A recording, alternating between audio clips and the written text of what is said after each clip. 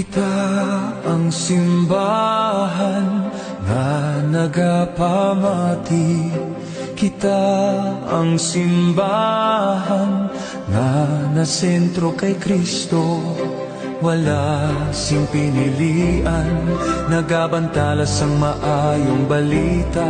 Paagi sa mga magagmay nga Kristiyanong katilingban.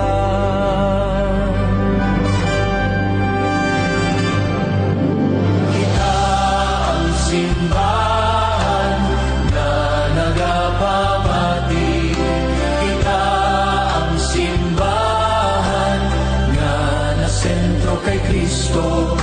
Wala sing pinilian, nagabantalas ang maayong balita. Paagi sa mga magagmay nga Kristiyanong katilingban.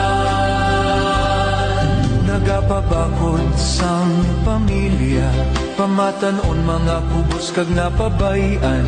Nagasakdag sang nagakabagay, nga katesismo kag buhi.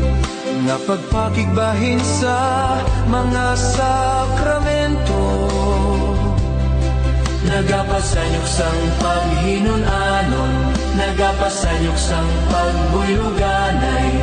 Sa tungasang mga reliyon kag katilingban sibil, nga nagaamli sa mga tinugasang Diyos.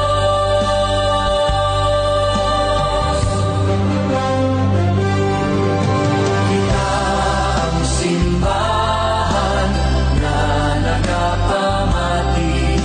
Kita ang simbahan nga nasentro kay Kristo.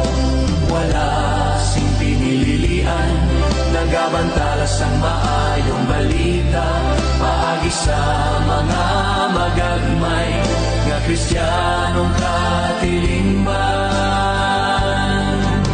Nagapanglakaton kaupod ang amon mainalagaron nga mga tagapamuno sang simbahan.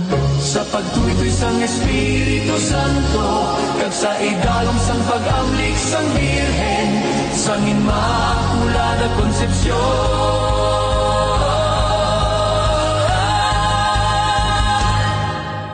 Kita ang simbahan na nagapamati.